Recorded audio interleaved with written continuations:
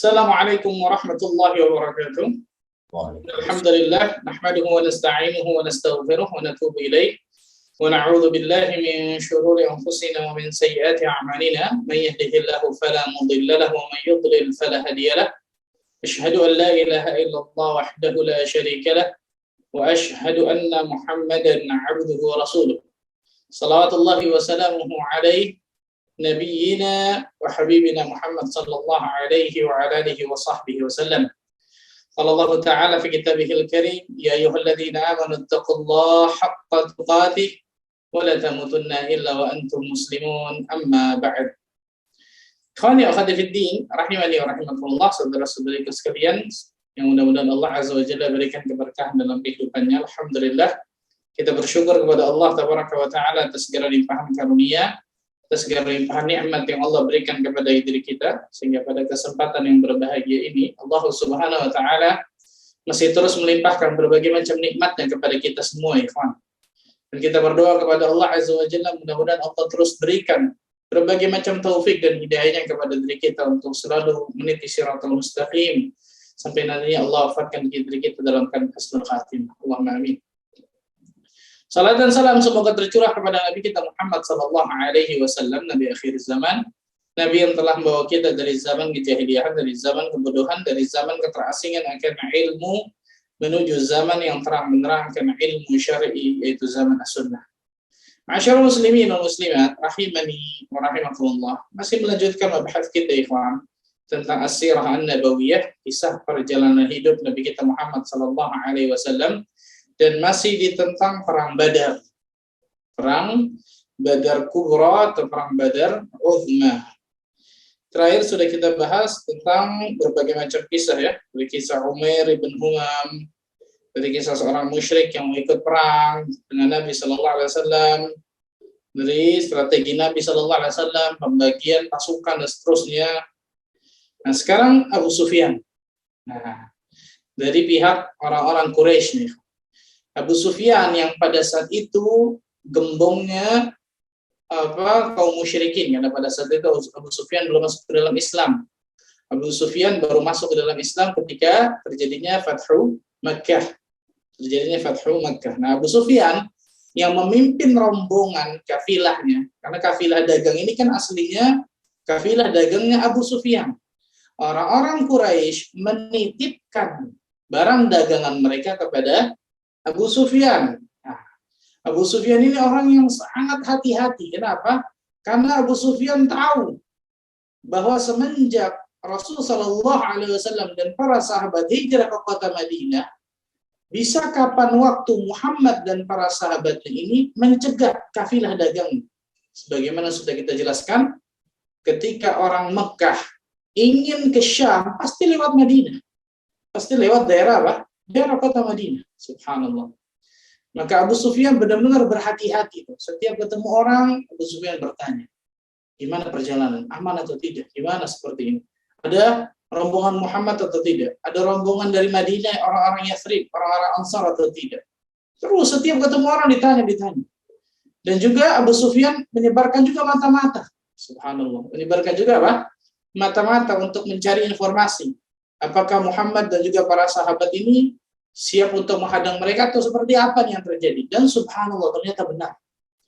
Ternyata Abu Sufyan dapat kabar, dapat berita yang jelas, valid, bahwa ternyata Muhammad sallallahu alaihi wasallam dan para sahabatnya sudah keluar dari kota Madinah, siap untuk menghadang kafilah dagang Abu Sufyan. Allahu Akbar. Wah, luar biasa. Abu Sufyan dapat berita seperti itu. Langsung Abu Sufyan mengirim satu orang yang namanya Damdam. Namanya siapa? Damdam bin Amr al-Ghifari. Damdam bin Amr al-Ghifari. Abu Sufyan mengutus orang ini untuk secara cepat mengirimkan berita ke kota Mekah. Kirimkan berita, wahai Damdam, ke kota Mekah, bahwa perdagangan orang-orang Quraisy akan dihadang oleh Muhammad dan juga para sahabatnya. Subhanallah. Dia Damdam, namanya Damdam ibn Amr al-Ghifari. Abu Sufyan mendapatkan ini, maka dia mengutus orang kota Makkah tadi Dhamdham. Diutuslah, maka Dhamdham memacu untanya dengan kencang luar biasa. Memacu untanya dengan kencang. Lewat jalan mana nggak tahu, subhanallah. Intinya adalah Dhamdham ibn Amr al-Ghifari memacu untanya dengan kencang sampai ke kota Makkah. Sampai ke kota Makkah. Kebiasaan orang-orang jahiliyah, ikhwan, ketika mereka ingin mengabarkan sesuatu yang genting, maka ada tradisi tersendiri. Dhamdham ketika sampai masuk di kota Makkah, maka Dhamdham berada di satu tanah lapang seperti itu, dekat Masjidil Haram. Dekat Masjidil Haram. Kemudian Dhamdham memotong hidung dari Hidung dari unta tersebut. Ini di antara kebiasaan orang jahiliyah nih, mengabarkan bahwa ada sesuatu yang genting nih, nggak sembarangan. Memotong hidung dari unta tersebut, membalikkan pelana untanya, kemudian sudah merobek bajunya. Nah, merobek bajunya. Ini kebiasaan orang-orang jahiliyah terdahulu ketika ingin mengabarkan sesuatu yang genting, sesuatu yang urgent seperti ini. Sampai Dhamdham ke situ, kemudian memotong hidung untanya, kemudian membalikkan pelana untanya, kemudian merobek bajunya. Maka orang-orang Quraisy berkumpul. Ya ma'asyara Quraisy. Dhamdham berteriak dengan kencang. Wahai ma'asyara Quraisy, wahai orang-orang Quraisy, selamatkan harta-harta kalian. Unta kalian. Al-latimah, subhanallah. Dhamdham berteriak dengan kencang. Unta kalian. Nah, kita tahu bersama di antara perdagangan yang dibawa oleh Abu Sufyan unta yang banyak luar biasa, dan juga harta yang banyak, uang yang banyak. Selamatkan harta kalian, selamatkan unta kalian. Karena Muhammad dan juga para sahabatnya akan siap untuk menghadang kafilah dagang Abu Sufyan ketika melewati kota Madinah atau melewati dekat-dekat kota Madinah. Subhanallah. Maka berkumpul orang-orang Quraisy. Subhanallah, ikhwan. Dalam sebuah hadis, sebuah riwayat, yang riwayat ini sebenarnya dari banyak jalur. Riwayatnya dhaifah, riwayatnya lemah. Tapi karena kelemahannya tidak terlalu parah, dhaifnya yasir, dhaifnya sedikit saja, dan banyak penguatnya, banyak riwayat tersebut. Nah, banyak syawahidnya, banyak penguatnya satu dengan yang lain, yang menjadikan sebagian ulama menghasankan riwayat ini. Apa itu? Mimpi bibi Nabi Shallallahu Alaihi Wasallam yang bernama Atikah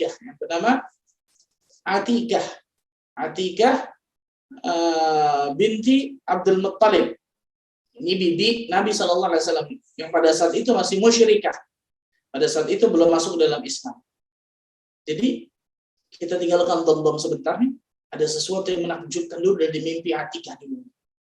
Bibi Nabi Shallallahu Alaihi Wasallam yang bernama Atikah binti Abdul Muttalib bermimpi. Di dalam mimpinya, dia melihat ada seorang masuk ke dalam kota Mekah. Subhanallah, mirip subhanallah. Dia melihat seseorang masuk ke dalam kota Mekah dengan memacu unta dengan cepat.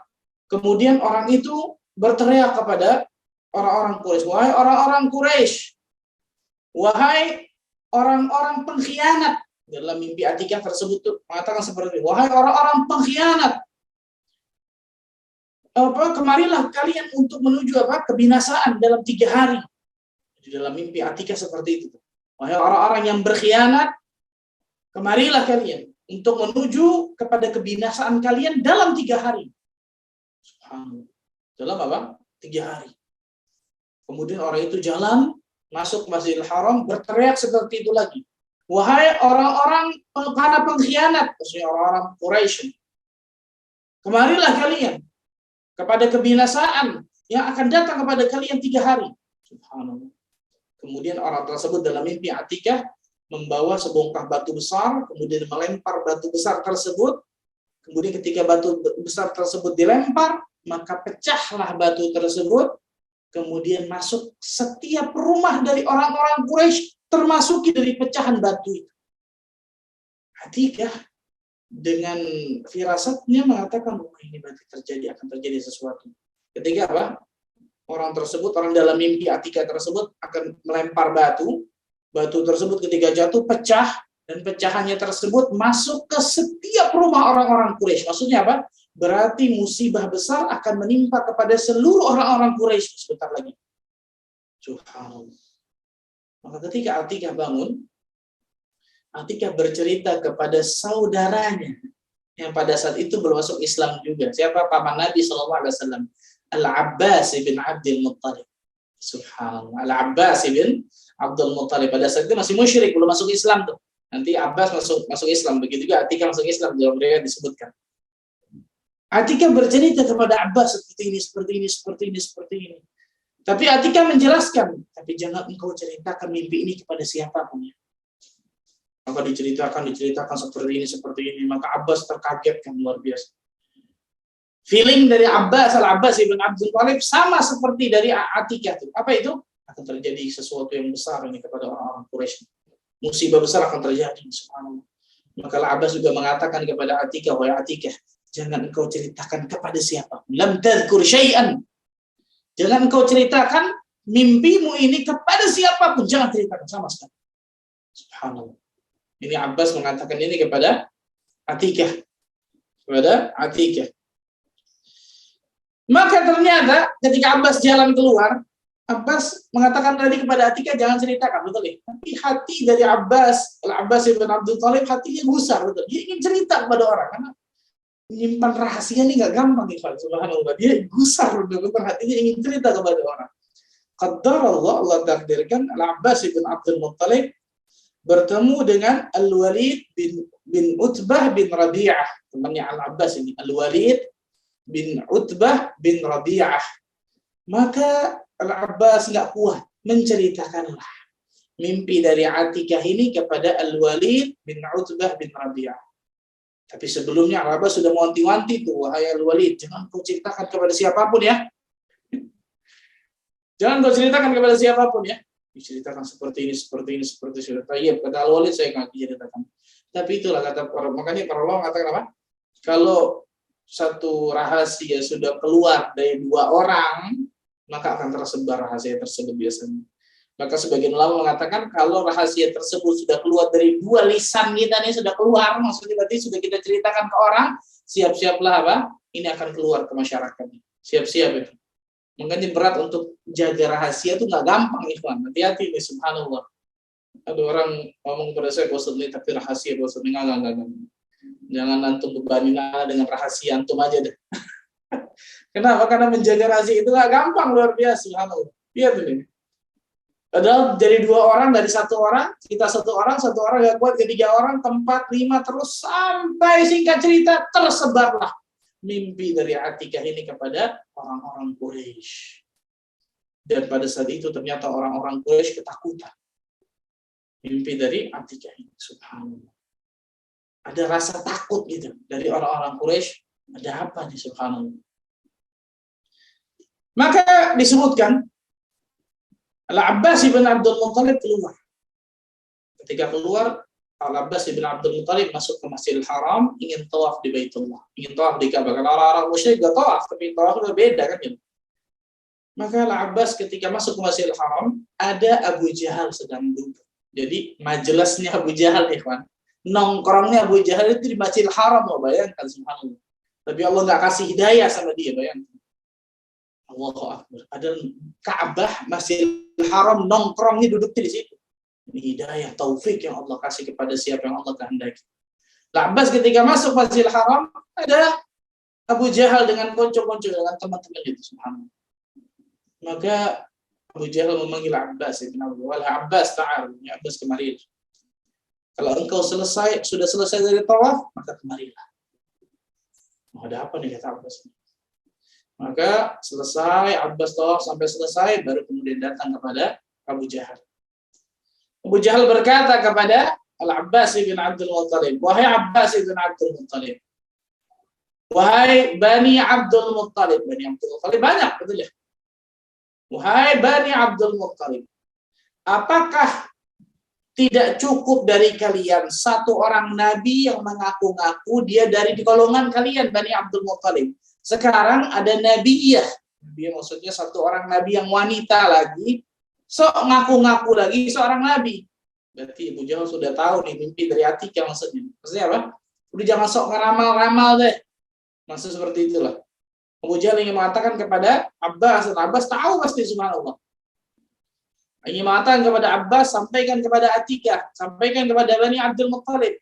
Jangan sok meramal-ramal tentang mimpi seperti ini, dan seterusnya, kan gitu.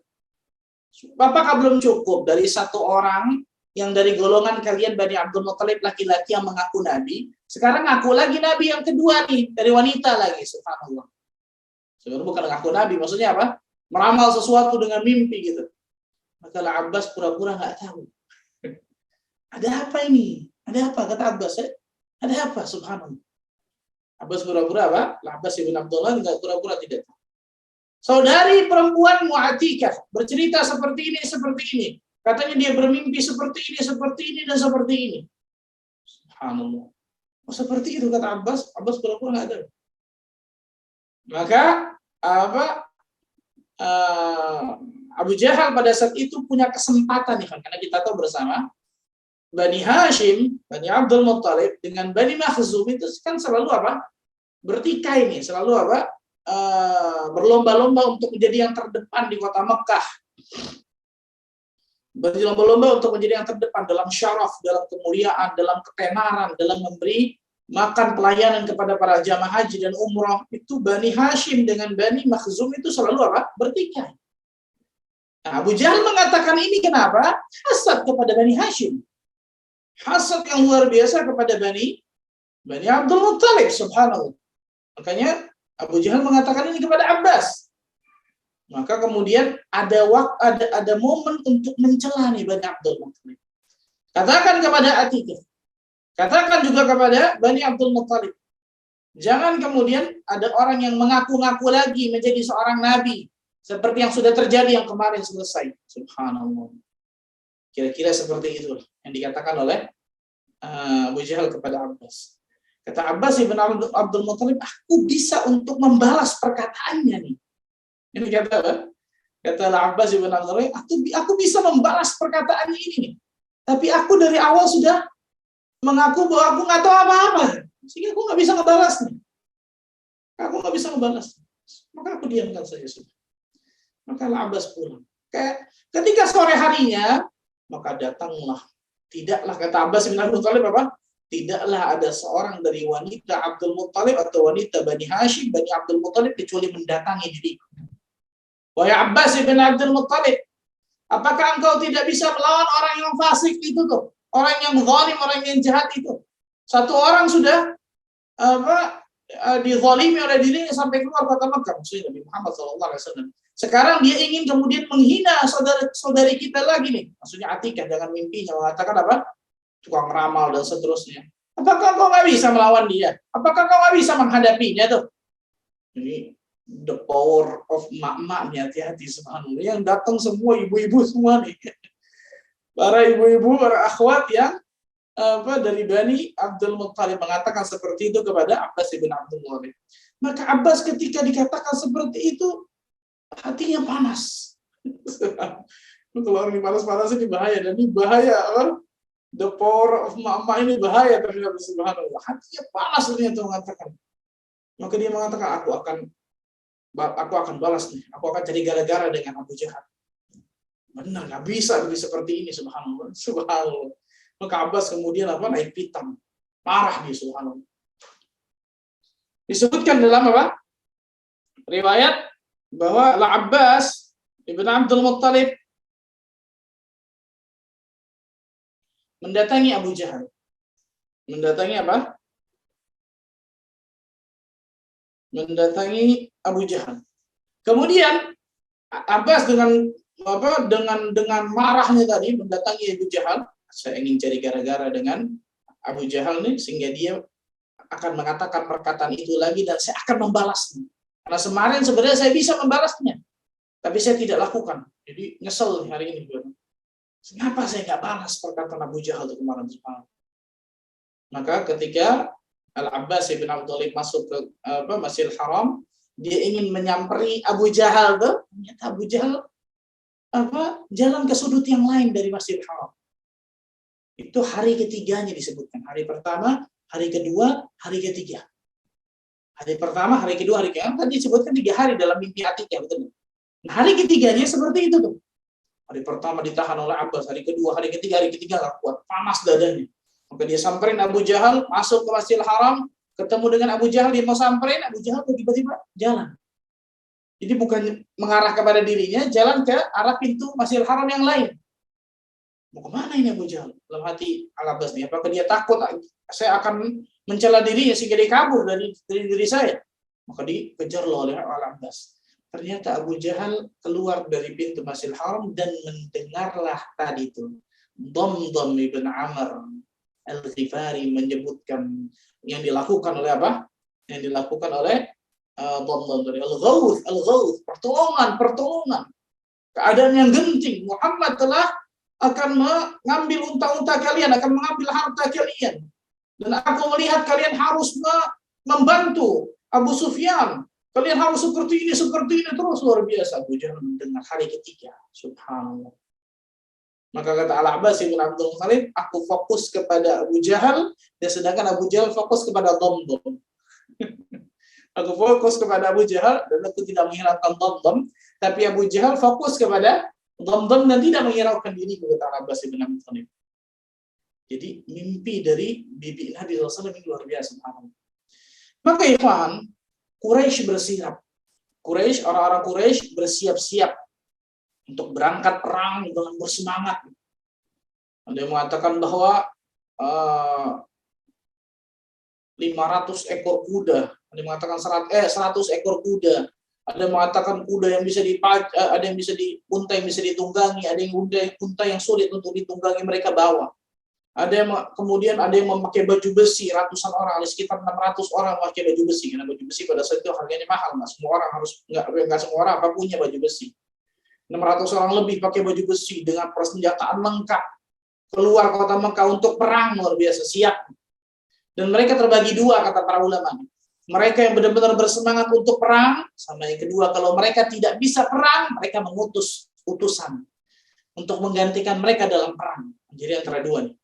Mereka yang datang, mereka yang jalan untuk perang, atau yang kedua kalau mereka tidak bisa untuk perang, maka mereka utus utusan untuk menggantikan mereka. Di antara orang yang mengutus utusan untuk menggantikannya adalah siapa? Paman Nabi, Abu Lahab. Takut mati nih orang, subhanallah. Abu Lahab mengutus Al-Asi ibn Hisham. Al-Asi ibn Hisham ibn Mughirah. Jadi Abu Lahab mengutus Al-Asi ibn Hisham ibn Mughirah. Kenapa? Karena Al-Asi ini punya hutang sekitar 4.000 dirham dengan Abu Lahab.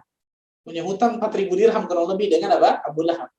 Sehingga kata Abu Lahab, engkau gantikan aku saja tuh dalam ikut ke rombongan dan hutangmu akan lunas. Dia takut mati, luar biasa nih Abu Lahab. Sehingga kemudian menyuruh apa? Al-Asi bin Hisham al-Mughirah untuk menggantikan subhanallah. Nah, di antara orang atau semua suku pada saat Quraisy, karena Quraisy ini kan banyak, ada Bani Hashim, Bani Makhzum, Bani Adi, Bani Taim dan seterusnya. Yang tidak bersemangat untuk berangkat perang ini Bani Hashim. Kenapa? Bani Nabi SAW, suku Nabi SAW, masa dia harus berhadapan dengan Bani Hashim nanti? Kan gitu. Masa mereka harus berhadapan dengan Muhammad SAW? Karena kita tahu bersama awal-awal, betul ya? Walaupun Bani Hashim, banyak dari mereka yang belum masuk Islam, masih musyrik, tapi karena ini Bani Hashim, Muhammad ini Bani Hashim, mereka lindungi benar-benar.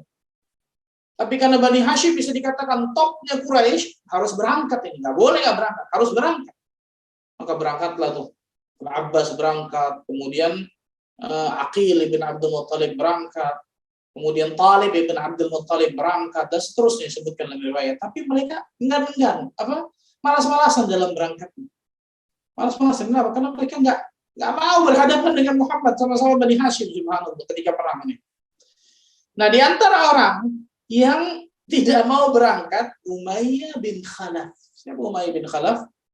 Mantan tuannya Bilal bin Rabah. Ketika Bilal disiksa dengan batu besar, itu tuannya kan Umayyah bin Khalaf itu. Nah, Umayyah bin Khalaf ini nggak mau berangkat. Tidak mau berangkat. Maka Uqbah bin Abi Mu'ayyid datang kepada Umayyah membawa gaharu. Kalau tahu yang sekarang orang yang bawa itu untuk melihat di Masjidil Haram ada kan wewangian yang di atasnya dibakar gahru, wangian. Bisa zaman dulu yang seperti itu tuh bisa buat laki, bisa buat perempuan. Uqbah bin Abi Mu'ayth datang kepada Umayyah karena tahu nih Umayyah nggak mau berangkat. Maka Uqbah bin Abi Mu'ayth membawa kayu gaharu tersebut, memberikan itu kepada Umayyah. Nih Umayyah, untuk kau. Ini khusus buat wanita gaharu. Engkau bukan seorang laki-laki, tapi engkau seorang wanita. Luar biasa. Marahlah luar biasa Umayyah. Apa maksudnya? Nah, karena engkau nggak mau ikut perang. Engkau nggak mau ikut keluar untuk menghadang Muhammad. Engkau bukan seorang laki-laki, engkau seorang wanita. Marah luar biasa. Karena kita tahu bersama, ikhwan, dalam riwayat diceritakan, Umayyah ini sebelumnya ya, riwayat yang sebelumnya, Umayyah ini pernah divonis oleh Nabi Shallallahu Alaihi Wasallam bahwa kaum muslimin akan membunuh Umayyah nantinya, Umayyah bin Khalaf akan membunuh Umayyah. Dan Muhammad Shallallahu Alaihi Wasallam kata Umayyah nggak mungkin berbohong, nggak mungkin dusta. Jadi dia benar-benar takut nih. Umayyah ini dalam riwayat disebutkan berteman dekat dengan Sa'ad bin Mu'adz. Sa'ad bin Mu'adz kaum Ansar. Sa'ad bin Mu'adz kaum Ansar.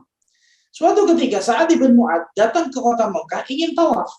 Karena teman dekat Sa'ad bin Mu'adz ngomonglah kepada Umayyah bin Khalaf, aku ingin tawaf. Coba cari waktu yang tepat agar aku tawaf. Maka dicari oleh teman dekat, maka carilah. Maka Sa'ad bin Mu'adz tawaf, ketika tawaf ternyata terlihat oleh Abu Jahal. Maka Abu Jahal mengatakan kepada Sa'ad bin Mu'adz dengan suara lantang, siapa orang ini? Enak saja engkau. Engkau datang dari jauh, maksudnya dari Yathrib, dari Madinah, datang ke sini untuk tawaf, padahal engkau menyembunyikan orang yang keluar dari agama nenek moyang kami, maksudnya Rasul dan para sahabat. Engkau menyembunyikan, engkau kemudian membantu mereka, kemudian engkau bisa enak tawaf di sini dengan rasa aman. Siapa engkau? Luar biasa. Kalau bukan gara-gara Umayyah, bukan gara-gara Abu Safwan ini kunyah dari Umayyah bin Khalaf. Kalau bukan gara-gara Abu Safwan, engkau tidak akan pernah keluar, engkau tidak akan pernah bisa kembali lagi ke kota Madinah. Sa'ad bin Mu'adz digituin sama Abu Jahal, bukan yang ngedown, malah naik hitamnya. Suaranya naik luar biasa. Ada apa engkau, wahai Abu Jahal? Siapa engkau? Subhanallah. Siapa kemudian engkau? Kalau engkau lakukan itu, kata Sa'ad bin Mu'adz, kalau engkau lakukan itu, sehingga aku nggak bisa tawaf di Baitullah, aku akan lakukan yang lebih dahsyat daripada apa yang kau lakukan. Apa itu? Kami akan mencegah kafilah dagang yang biasa engkau lakukan ke Syam. Perdagangan dunia bisa hilang, itulah dari Mekah ke Syam, lewat Madinah pasti. Aku akan melakukan sesuatu yang lebih dahsyat dari ini. Aku akan mencegah kafilah dagang dari orang-orang Quraisy yang pergi ke Syam, sehingga aku nggak bisa dapat apa-apa dari Syam sama sekali. Nah, ketika Sa'ad bin Mu'adz meninggikan suara di hadapan Abu Jahal, Umayyah bin Khalaf menegur Sa'ad bin Mu'adz, wahai Sa'ad bin Mu'adz, wahai Sa'ad, pelankan suaramu di depan Abul Hakam, karena dia pemilik lembah ini, dia pemimpin lembah ini, pemimpin Mekah maksudnya. Maka Sa'ad bin Mu'adz marah juga kepada Umayyah, siapa engkau? Sesungguhnya Rasul Shallallahu Alaihi Wasallam telah bersabda, engkau pasti akan mati nantinya. Kami kaum muslimin akan membunuh engkau. Kaget Umayyah. Apakah di Mekah? Nanya terus Umayyah. Apakah di Mekah aku akan dibunuh? La adri, kata Sa'ad bin Mu'adz. Saya nggak tahu. Tapi Rasul Shallallahu Alaihi Wasallam menyampaikan bahwa kita kaum muslimin akan membunuh engkau nanti. Nah, ketika seperti ini, Umayyah bin Khalaf pulanglah ke rumahnya, ketemu istrinya, disebutkan seperti ini, maka Umayyah mengatakan, aku tidak mau keluar Mekah sama sekali, tidak mau keluar Mekah sampai kapanpun. Karena dia kan nanya tadi, apakah aku akan dibunuh di Mekah? Tidak tahu.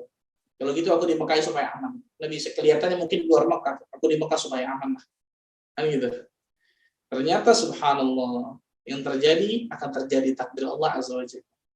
Umayyah bin Khalaf, datanglah Abu Jahal. Sudah tadi Uqbah bin Mu'ayth datang, betul ya? Sekarang Abu Jahal memprovokasi lagi Umayyah bin Khalaf, mengatakan, Umayyah, engkau adalah seorang pembesar di Quraisy, tidak mungkin kau tidak ikut perang, tidak mungkin kau tidak ikut menghadang Muhammad. Gimana? Kalau engkau tidak ikut, orang-orang lain juga tidak akan pernah ikut. Orang-orang yang lain juga, pembesar-pembesar Quraisy yang lain tidak akan pernah ikut, subhanallah. Maka engkau harus ikut. Dipaksa, singkat cerita, maka kemudian Umayyah ikutlah, subhanallah. Dia pulang ke rumahnya, mengatakan kepada istrinya, siapkan segala perbekalan, karena aku akan pergi. Kata istrinya, wahai Umayyah, apakah engkau nggak ingat perkataan temanmu Yathribi. Yathribi maksudnya Sa'ad bin Mu'adz. Yang kau akan dibunuh seperti ini. Oh ya, aku ingat. Aku sangat ingat. Tapi aku hanya keluar sebentar. Ketika aku ada kesempatan untuk kabur, aku akan kabur kembali ke Mekah. Tapi ternyata takdir berbicara lain. Umayyah bin Khalaf ketika keluar ke bawah sampai ke Badar, sampai mati di Badar. Umayyah bin Khalaf. A'udzubillahi min dzalik. Nah, ini beberapa kisah tentang masalah perang Badar yang sangat luar biasa, subhanallah. Allah alam besar, ini yang mungkin saya bisa sampaikan. Insya Allah masih berlanjut kisah tentang masalah perang Badar ini masih seru, insya Allah. Mudah-mudahan Allah Azza wa Jalla berkahi pertemuan kita. Mudah-mudahan Allah Azza wa Jalla jadikan kita termasuk golongan hamba-hamba Allah.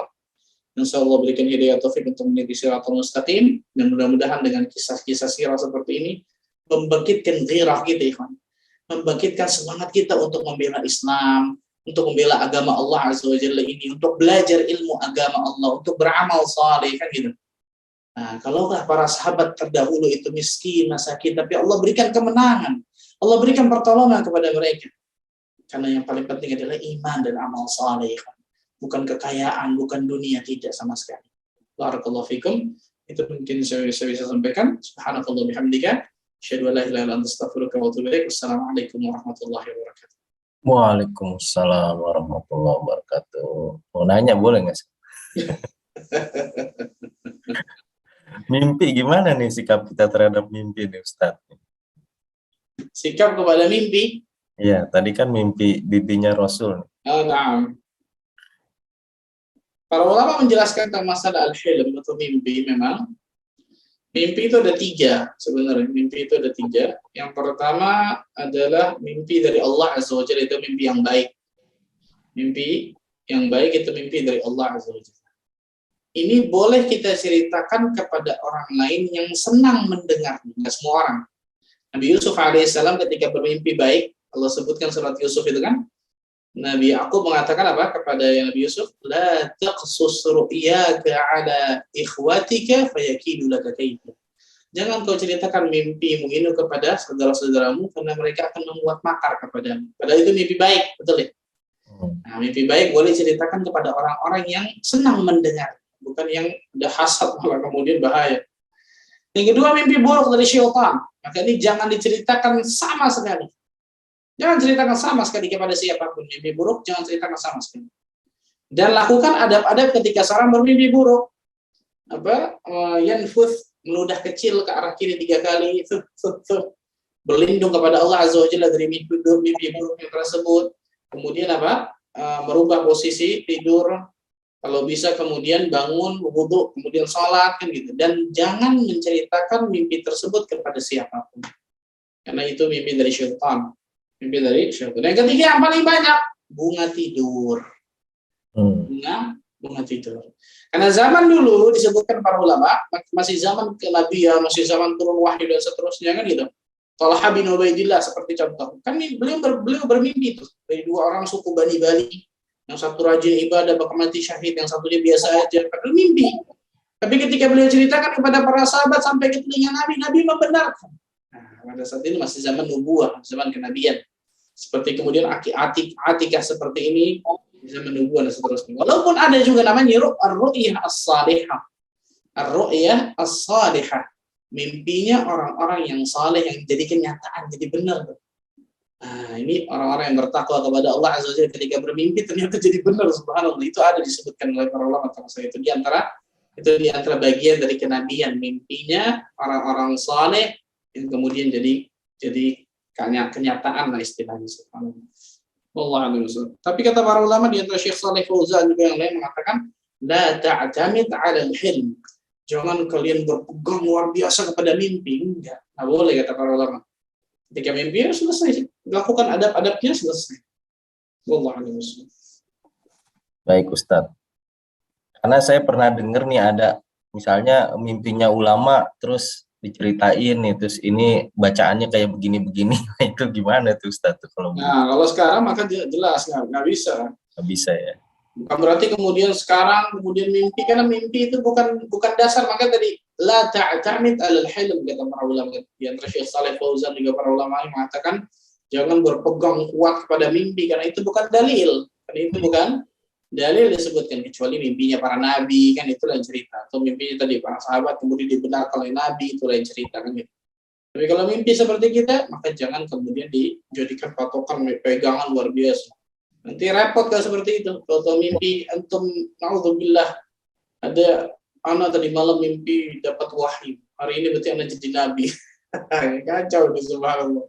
Karena mimpi katanya anak sebagai seorang wali yang soleh, kayak anak udah nggak butuh sholat, nggak apa, insya Allah udah tenang. Ya, kacau itu, subhanallah. Mimpi bukan dalil, bukan dalil dalam agama, nggak ada mimpi dalil dalam agama, subhanallah.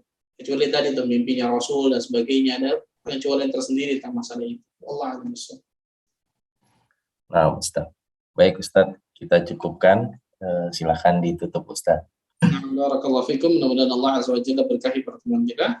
Mudah-mudahan Allah jadikan dari kita termasuk golongan hamba-hamba Allah yang sudah Allah berikan hidayah taufik untuk meniti siratal mustaqim sampai nanti Allah wafatkan kita dalam keadaan husnul khatimah. Allahumma amin rabbal alamin. Subhanakallah bihamdika asyhadu an la ilaha illa anta astaghfiruka wa atubu ilaik. Assalamualaikum warahmatullahi wabarakatuh. Waalaikumsalam warahmatullahi wabarakatuh. Syukran, jazakallah khairan wa barakallahu fikum. Wa iyyakum.